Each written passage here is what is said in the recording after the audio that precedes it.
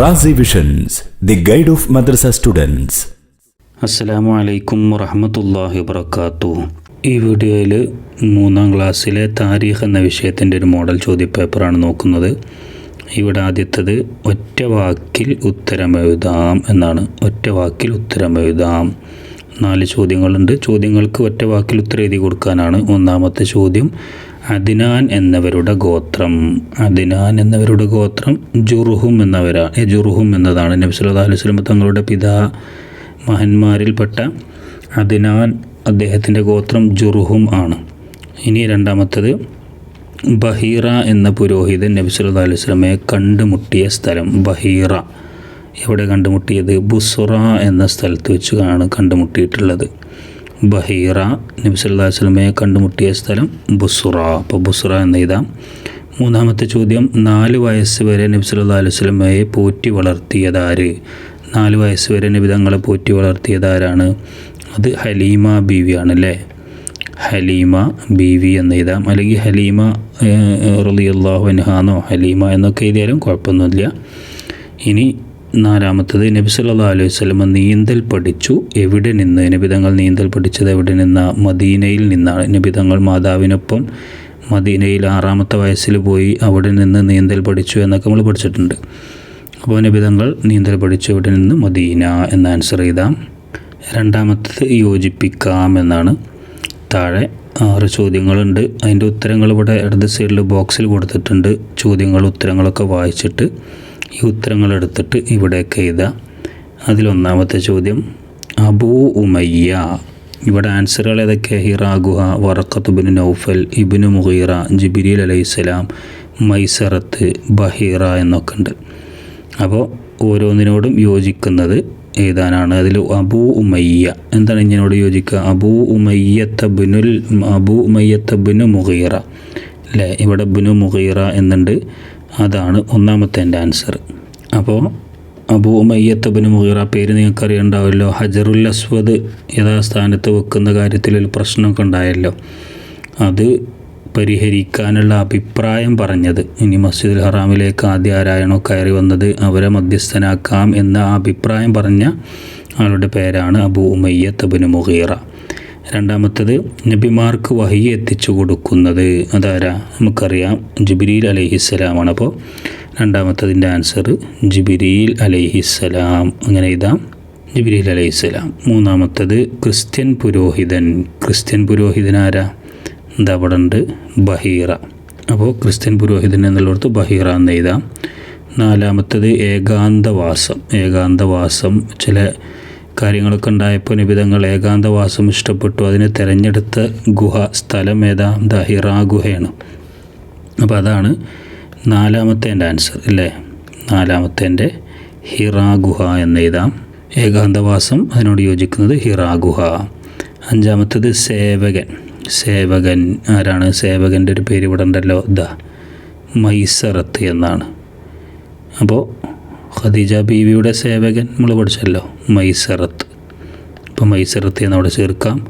6ാമത്തത്, ബനു Saad കുടുംബം. ആ കുടുംബത്തിൽപ്പെട്ട ഒരാൾ ഇവിടെ ഉണ്ട്. ആരാണ്? ഇതാണ് ആൻസർ, വറഖത്ത് ഇബ്നു നൗഫൽ. അപ്പോൾ ബനു സഅദ് കുടുംബം, വറഖത്ത് ഇബ്നു നൗഫൽ എന്ന് അവിടെ ആൻസർ എഴുതാം.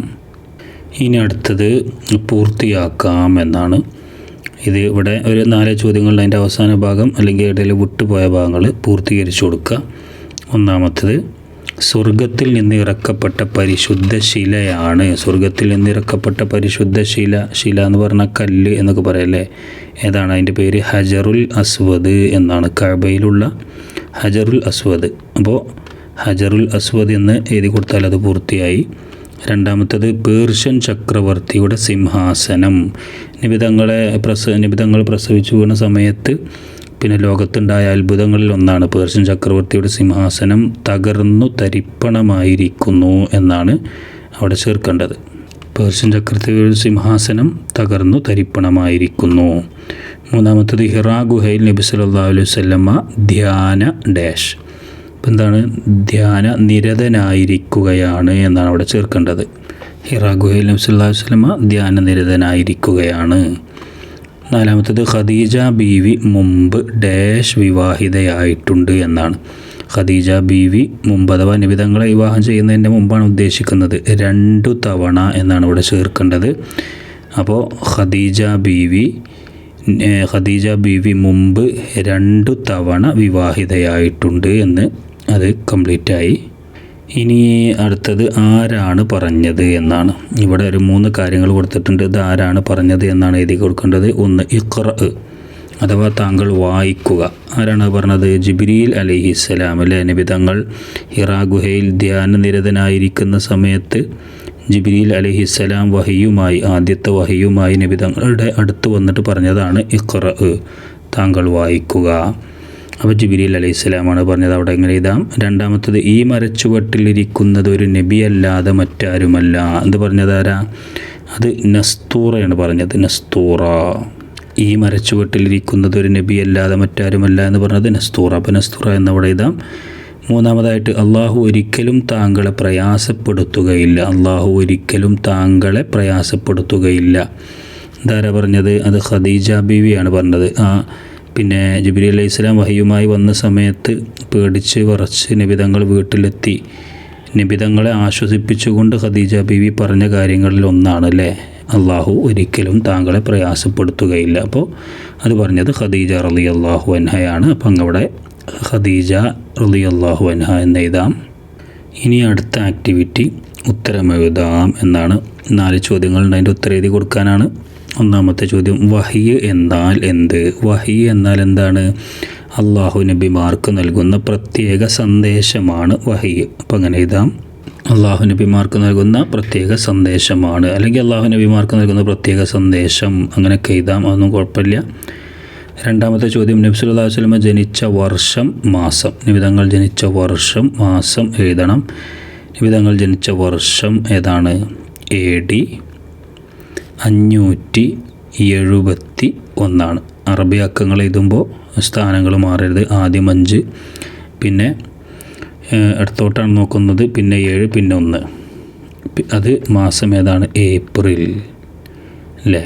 അപ്പോൾ അങ്ങനെ എഴുതാം, AD 571 ഏപ്രിൽ. മൂന്നാമത്തത്, ലംറത്തിനെ നബി സല്ലല്ലാഹു അലൈഹി വസല്ലം പരിഗണിച്ചത് എങ്ങനെയാണ്?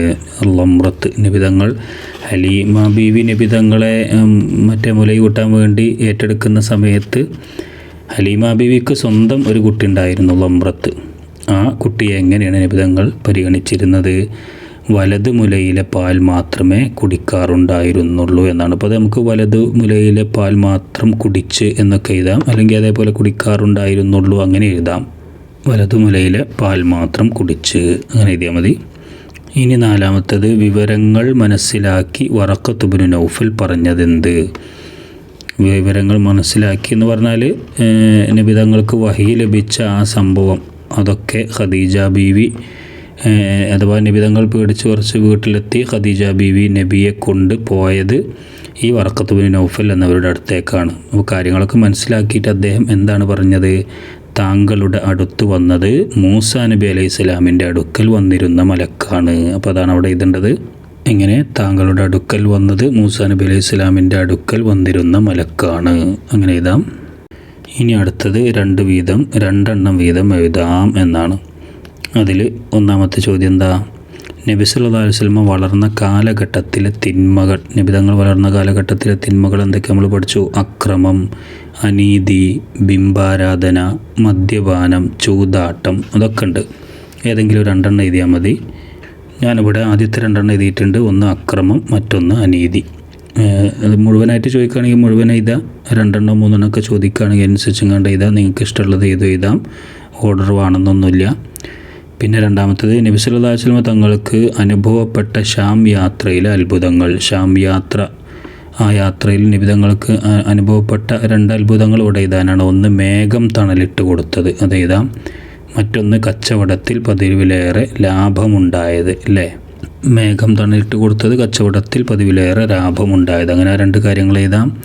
മൂന്നാമത്തത്, നബി സല്ലല്ലാഹു അലൈഹി വസല്ലമയുടെ 2 പിതാമഹന്മാരുടെ പേര് എഴുതാം.